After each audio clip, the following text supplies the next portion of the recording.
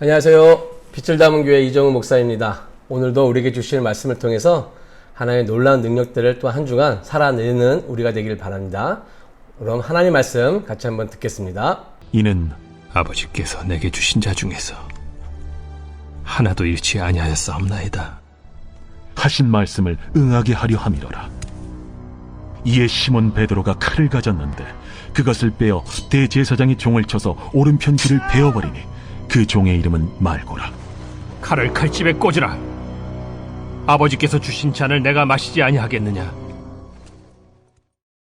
오늘 요한복음 18장 9절에서 11절 말씀을 들었는데요. 말씀 제목은 말씀은 하나님입니다 라는 제목으로 우리 오늘 하나님의 말씀을 좀 같이 한번 보겠습니다. 요즘 저의 눈에 들어오는 단어들이 몇 개가 있는데 그 중에 하나가 어떤 문장이냐면 바르게 알고 바르게 행하자, 이런 문장이 요즘 저의 눈에 들어오고 있습니다.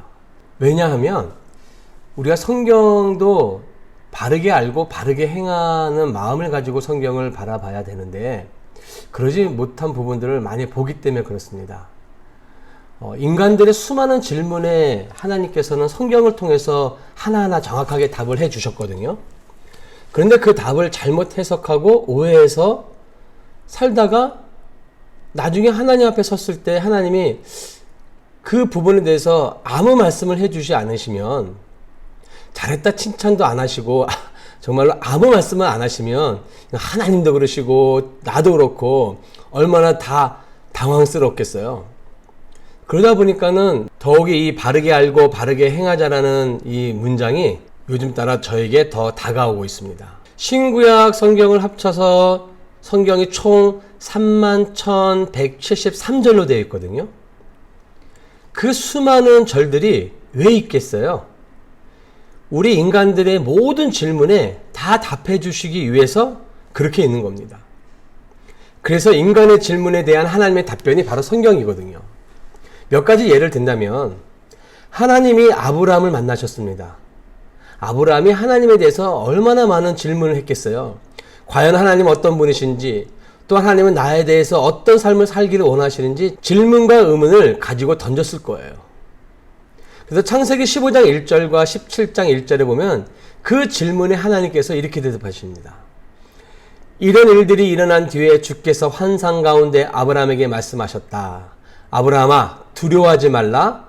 나는 너의 방패다. 내가 받을 보상은 매우 크다. 17장 1절에는 아브라함의 나이 99이 되었을 때 주께서 그에게 나타나셔서 말씀하셨다. 나는 전능한 하나님이다. 나에게 순종하며 흠없이 살아라. 그러니까 그때 하나님께서 답변을 해주신 거죠.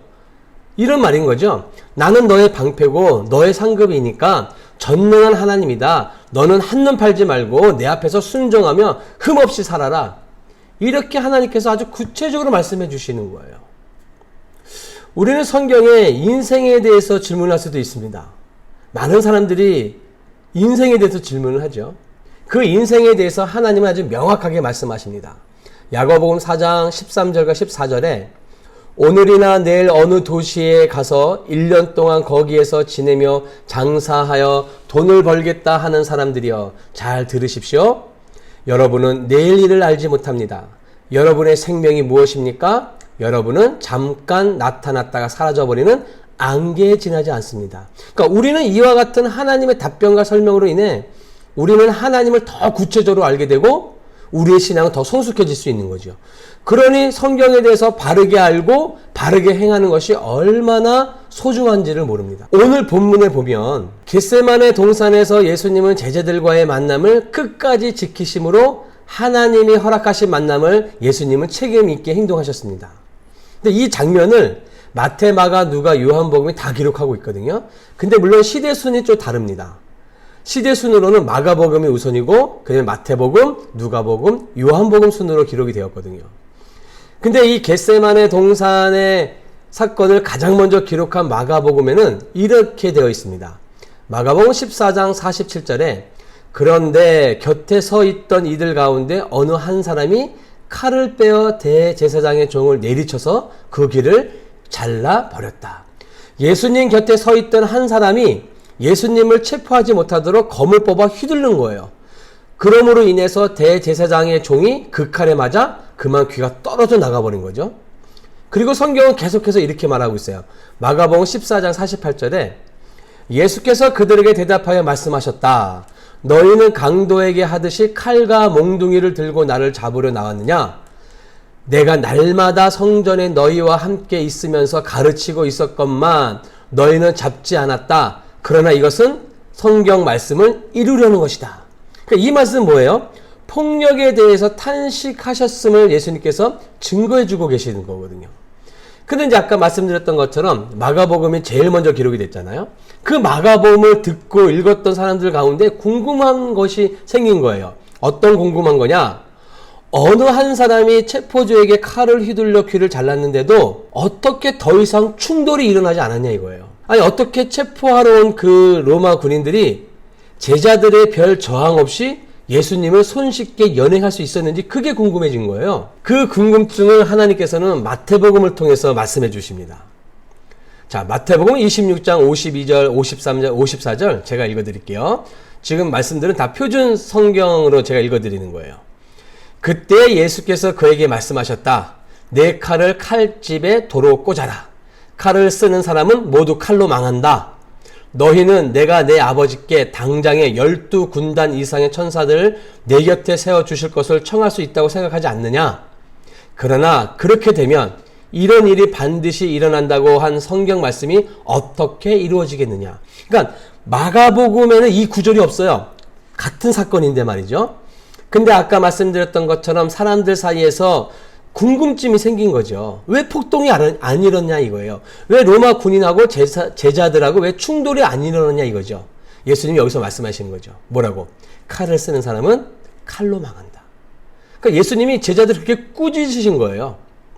그러니까는 이 로마 군인들이 큰 탈 없이 예수님을 순수하게 이렇게 체포할 수 있게 된 상황이 된 거죠. 자, 그리고 나서 이제 마가복음, 마태복음을 읽고 나니까 또 궁금한 것이 생겼어요. 어떤 거냐면 대제사장의 종의 귀가 배임을 당했다면 오른쪽 귀냐 왼쪽 귀냐, 그리고 그 종의 귀는 어떻게 되었을까, 이제 이런 게 또 궁금한 거죠. 그랬더니 이제 세 번째로 기록된 누가복음에서 그걸 또 기록을 하고 있는 거예요. 누가복음 22장 50절과 51절에 그 가운데 한 사람이 대제사장의 종을 쳐서 그 오른쪽 귀를 떨어뜨렸다. 51절에 그러나 예수님께서는 그만해 두어라 하시고 그 사람의 귀를 만져서 고쳐주셨다. 그러니까 말씀이신 예수님께서는요, 인간들의 아주 질문에 구체적으로 뭐 하시는 거예요? 대답해 주시는 거예요. 근데 인간들의 질문이 여기서 끝나지 않아요. 어떤 질문이 이제 마지막에 생기냐면, 자, 그러면 그때 칼을 휘둘렀던 사람은 도대체 누구냐 이거예요. 그리고 대제사장의 종이라고 했는데 그 종의 이름은 누구냐 이거예요. 그래서 오늘 읽었던 우리 성경 마지막 요한복음에서 그것을 대답해 주고 있는 거예요. 요한복음 18장 10절에 시몬 베드로는 칼을 가지고 있었는데 그는 그것을 빼어 대제사장의 종을 쳐서 오른쪽 귀를 잘라버렸다. 그 종의 이름은 말고이다. 우리 하나님은요, 이와 같이 인간의 질문에 아니 무슨 그런 하찮은 질문까지 하느냐라고 면박을 주시지 아니하시고 궁금한 인간들의 모든 질문에 성경 31,173절을 통해서 인간의 질문에 귀찮아하지 아니하시고 몇 번이든지 계속 대답해 주신다는 거예요. 제가 한 주 이 말씀을 묵상하면서 저에게도 두 가지의 질문이 나왔어요. 요즘 수요일과 금요일날 로마서를 강의하고 있는데 그 로마서를 읽다가 저에게 질문이 두 가지가 생긴 거예요. 그 첫 번째 질문은 그리스도인들의 마음속에 불만이 하나 있는데 뭐 그거는 저만 가졌을 뿐만 아니라 여러분들도 다 한 번씩은 가졌을 것이라고 생각되는데, 아니 왜 하나님을 믿지 않는 사람들, 하나님을 모르는 사람들이 아니 어떻게 더 잘 되느냐 이거예요. 돈 더 잘 벌고 뭐 재밌게 사는 것 같고 심지어는 그들을 바라보면서 부러워하는 마음까지 갖고 있는 거예요. 솔직히 제가 그런 마음을 가졌었어요. 근데 이런 마음을 가지고 있는 저에게 로마서를 묵상하면서 답을 주신 거예요. 로마서 1장 18절에 하나님의 진노에 대해서 이렇게 나오고 있어요. 로마서 1장 18절에 하나님의 진노가 불의한 행동으로 진리를 가로막는 사람의 온갖 불경건함과 불의함을 겨냥하여 하늘로부터 나타납니다. 그러니까 하나님의 진노를 말씀하시는데 우리가 하나님의 진노를 알지 못하면요, 하나님의 사랑을 알 수가 없어요. 하나님의 진노라는 것은 하나님은 죄에 대해서는 반드시 단호하게 심판하신다는 거거든요. 그게 진노의 하나님이세요. 그러니까 우리를 바라보시면 우리를 반드시 심판하셔야 되는데 하나님께서는 그 진노를 누구에게? 예수 그리스도에게 대속제물로 심판하신 거죠. 누구를 위해서요? 우리를 위해서요. 뭐 때문에? 하나님의 진노 때문에. 여러분, 만약에 한 자녀가, 여러분들에게 자녀가 있는데 그 자녀가 평범한 길을 가는 것이 아니라 좀 악의 길로, 나쁜 길로 가고 방탕하고 패역한 생활을 한다고 생각해 보세요. 부모 중에 그 아이를 그냥 내버려 두는 부모가 있을까요? 만약에 그럼에도 불구하고 그냥 내버려 둔다면 그 부모는 자녀에 대한 관심이 없는 거죠. 당연하죠. 그런데 그 아이에게 관심이 있는 자는요, 타락의 길로 그냥 내버려 두지 않기 위해서 뭐 하겠어요? 매를 들겠죠. 훈계하겠죠. 진노하겠죠. 그럼 그게 싫어서예요? 아니죠. 사랑해서 그러잖아요. 하나님도 똑같아요. 하나님도 우리를 자녀 삼으시고 자녀에 대한 책임을 가지고 계시니까 진노하시는 거예요. 어디로? 악의 길로 가지 않게 하기 위해서. 진노의 길로 가지 않게 하기 위해서. 그런 하나님의 진노가 어떻게 나타나냐면 우리가 알고 있듯이 노아 홍수나 소돔과 고모라를 보면요, 아주 하나님이 다 멸절해 버리십니다. 심지어는 성전을 우상시에서 섬겼던 이스라엘 백성들의 그 성전을 하나님은 또한 다 무너뜨리십니다. 그러니까 멸절하시는 거예요. 진노의 내용이 그렇게 나타나요. 그런데 여기서 제가 답을 얻었어요. 아까 처음에 질문했었던 그 질문.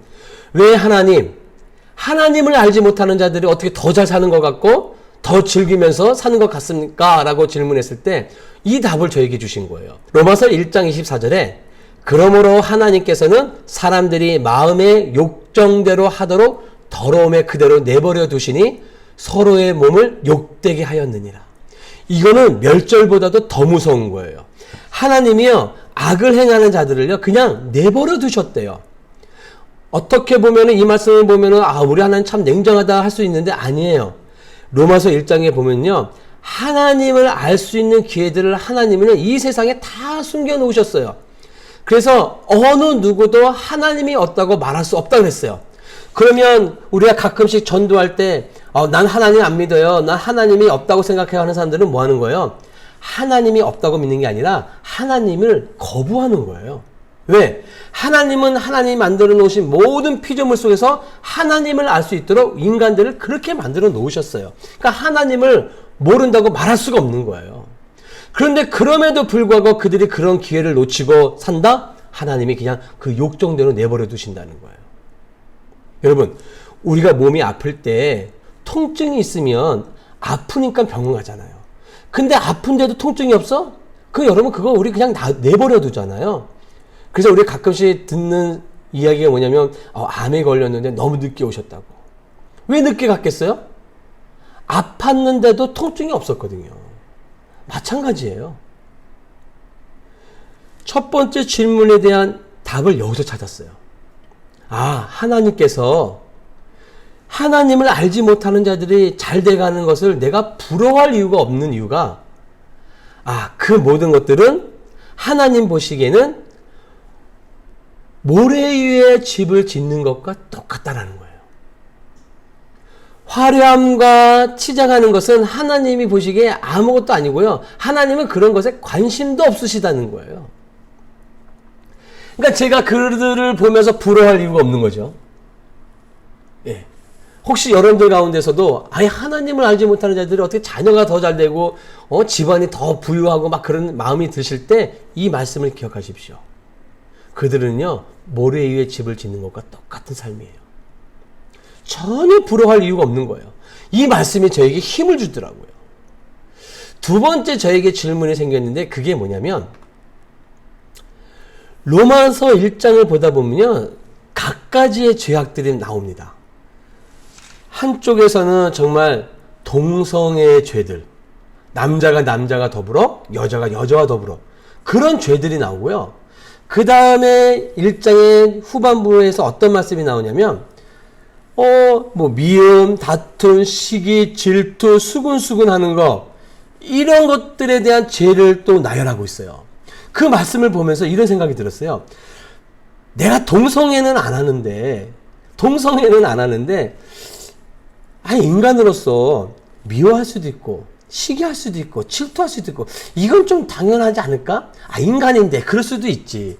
그런데 하나님 보시기에는 이 죄든, 동성애 죄든, 시기, 질투, 미움, 이런 죄든 다 똑같다는 거예요.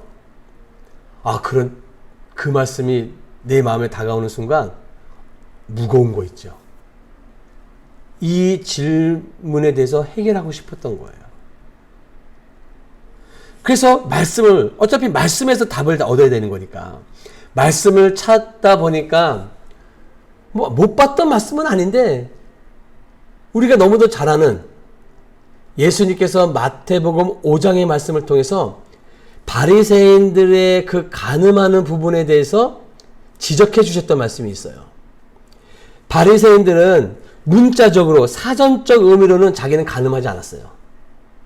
그러니 자기는 뭐 한 거야? 떳떳한 거예요. 말씀을 가지고 자기의 겉모습만 치장한 거죠. 그러니까 거룩해 보이는 거예요. 근데 그 마음을 보셨던 예수님께서 뭐라고 말씀하시냐면 마태복음 5장 27절에 또 간음하지 말라 하였다는 것을 너희가 들었으나 나는 너희에게 이르노니 음욕을 품고 여자를 보는 자마다 마음에 이미 간음하였습니다. 이게 예수님의 말씀이에요. 너희들은 눈에 보는 것 그것만 보지 그것은 결과일 뿐이야. 너희들은 이미 마음속에 간음하지 않았느냐? 그것은 이미 간음한 거야 라고 지적해 주시는 거예요. 근데 예수님께서 더 나아가서 또 뭐라고 말씀하시냐면 마태복음 5장 29절 30절에 만일 내 오른눈이 너로 실족하게 하거든 빼어내버리라. 내 백체 중 하나가 없어지고 온몸이 지옥에 던져지지 않는 것이 유익하며 또한 만일 내 오른손이 너로 실족하게 하거든 찍어내버리라. 내 백체 중 하나가 없어지고 온몸이 지옥에 던져지지 않는 것이 유익하니라. 이게 무슨 말씀이에요? 너를 죄짓게 하는 거 눈 뽑고 팔 자르라는 거예요? 아니에요. 사전적 간음을 안 했다고 그러나 마음속으로부터 음욕을 품은 사람은 벌써 간음한 거라고 예수님이 말씀하시면서 더 그 말씀을 이제는 네 삶 속에서 너 스스로가 너를 죄짓도록 하는 것으로부터 뭐라는 거예요?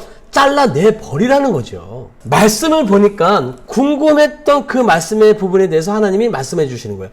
두 번째 제가 마음에 가졌던 질문. 하나님, 큰 죄, 보이는 것. 야, 나는 저 동성애는 안 하는데 근데 내 마음에 시기 질투가 있어요. 근데 하나님 보시기엔 다 똑같아. 여기에서 해결점은 뭐예요? 네 마음속에 들었던 그 말씀을 네 삶 속에서 적용하면서 너를 범죄케 하는 것들로부터 잘라내라 이거예요. 그냥 그거 가지고 고민만 하지 말고 그러니까 말씀으로만 그 겉을 치장하지 말고 네 말씀이 네 마음에서 삶으로 나올 수 있도록 바르게 알고 뭐하자? 바르게 행하라 말씀하시는 거예요. 자, 그러면 우리가 뭘 해야 되겠어요? 말씀 봐야 되죠. 말씀 읽어야 돼요. 근데 오늘 제가 말씀을 읽어야 됩니다라고 말씀을 드릴 때 그냥 여러분 성경책을 펴고 그냥 그 종이에 인쇄된 글을 읽는 것 그걸 말하는 게 아니에요, 여러분. 요한복음 1장 1절에 태초에 말씀이 계시니라 이 말씀이 하나님과 함께 계셨으니 이 말씀은 곧 하나님이시라. 간단하게 얘기해서 하나님이 말씀이에요. 하나님을 알려고 하면요 뭘 봐야 돼요? 말씀을 봐야 돼요. 근데 말씀을 그냥 읽는 것이 아니고요. 이 말씀이라는 단어가 헬라어로 로고스인데 그 로고스 안에 또 어떤 뜻이 있냐면요. 이성과 언어라는 의미를 가지고 있어요. 다시 말하면 하나님의 말씀을 우리가 영성을 가지고 바라봐야 되겠지만 또 한 가지 내 이성과 언어를 가지고 하나님의 말씀을 정말 집중해서 정독하면서 하나님의 말씀을 봐야 되는 거예요. 왜? 하나님이 누군지를 그 말씀을 통해서 우리에게 보여주셨으니까요. 자, 그러면 하나님의 말씀을 그렇게 본다고 한다면 하나님의 말씀이 하나님이라고 우리가 안다고 한다면 그 말씀을 우리는 이해하려는 노력을 반드시 해야 돼요. 여러분 그냥 성경책 하나 딱 펴놓고 읽는 수준이 아니고요. 그 말씀을 펴놓고 정말 한 글자 한 글자 정독해 가면서 그 말씀이 나에게 어떤 의미를 주시는지, 그리고 그 말씀이 내 삶에 어떻게 적용을 해야 되는지까지 여러분 깊이 상고해야 돼요. 그래서 성경 사도행전 17장에 보면은 베레아 사람들에 대해서 이렇게 얘기하고 있어요. 베레아에 있는 사람들은 너그러워서 간절한 마음으로 말씀을 받고 이것이 그러한가 하여 날마다 성경을 상고함으로 그 중에 믿는 사람들이 많아졌다. 상고의 의미가 뭔지 아세요? 자세하게 따져서 참고하거나 검토한다는 거예요. 이 정도로 여러분 성경을 읽어야 된다고요. 제가 성경 읽으셨습니까? 라고 질문했을 때 그냥 네, 오늘 10장 읽었습니다. 아니요. 그 말씀을 자세하게 따져서 참고해가지고 검토했냐 이거예요. 그리고 그 말씀이 내 삶에서 적용하게 만들었냐 이거예요. 여러분 우리 많은 그리스도인들 가운데 베드로와 같은 사람들 많습니다. 이게 무슨 말이냐? 우리가 알고 있듯이 가이사랴 빌립보에서 예수님이 내가 누구냐라고 질문했을 때 뭐 선지자 이런 선지자 저런 선지자 막 얘기하잖아요. 근데 그때 베드로가 뭐라 그래요? 주는 그리스도시요 살아계신 하나님의 아들입니다. 여러분 우리도 이 말씀 교회에 와서 하나님의 성전에서 기도할 때 찬양할 때 이 고백 다 합니다. 안 하는 사람이 어디 있어요? 주는 그리스도시고 살아계신 하나님의 아들입니다. 교회에서는 다 해요. 근데 그 사건이 있고 바로 그 다음에 예수님이 이제 내가 주로 간다. 이제 내가 죽을 거야 라고 말씀했을 때 예수님이 뭐예요? 베드로가 어떻게 합니까? 예수님을 막아요. 무슨 그딴 소리 하시냐고. 정말 그렇게 표현한 거예요. 왜 그런 말씀 하시냐고. 절대 안 된다고. 그때 예수님께서 사탄아 내 뒤로 물러가라 하셨어요. 이게 뭐예요? 교회에서는 주는 그리스도시여 살아계신 하나님이라고 고백하는데 삶에서는 예수님 막아요. 뭐예요? 바르게 알기는 하는데 바르게 알면 뭐예요? 행하지는 않는데. 이게 우리 모습하고 똑같아요. 여러분 이제는 우리가 성경을 읽는다는 것은요 하나님의 말씀을 바르게 알고 바르게 행하는 겁니다. 고백했던 것처럼 그 고백이 우리의 삶에서 증명될 수 있도록 사는 것이 성경을 읽는 거예요. 그냥 글자로만 읽는 것이 아닌 거예요. 그렇게 멋진 하나님의 말씀을 실천해 가는 저와 여러분 되길 간절히 축복합니다. 승리하세요.